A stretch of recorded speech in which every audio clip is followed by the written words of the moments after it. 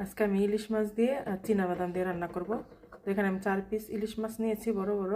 দিয়ে দিব লবণ, হালকা করে একটু ভেজে নিব, আর দিয়ে দেব একটু হলুদ।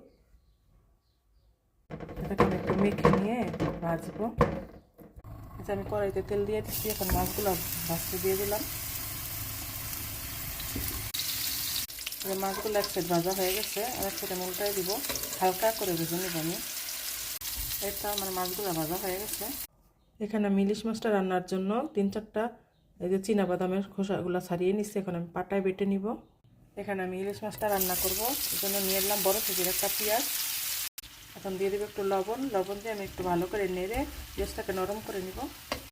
এখানে আমি ইলিশ মাছের জন্য চীনাবাদামটা বেটে নিচ্ছি, মরিচের গুঁড়া নিচ্ছি, হলুদ, জিরা, ধনিয়া। এখন এটাকে আমি একটু পানি দিয়ে গুলায় তারপরে দিব। মশলাটা গুলানো হয়ে গেছে, এখন আমি এটা দিয়ে দিব। এটা দিয়ে ভালো করে আমি কষিয়ে নিব। এই যে আমার মশলাগুলো কষানো হয়ে গেছে, এখন আমি মাছগুলো দিয়ে দিব। এখন আমি মশলার সাথে মাছগুলো ভালো করে কষায় নিব। এখন আমি 4-5টা কাঁচামরিচ দিয়ে দিব ফ্লেভারের জন্য। এটা চীনাবাদাম দিয়ে ইলিশ মাছ রান্নাটা হয়ে গেছে। তো কে কে চীনাবাদাম দিয়ে ইলিশ মাছ রান্না খেয়েছেন অবশ্যই কমেন্টস করে বলবেন।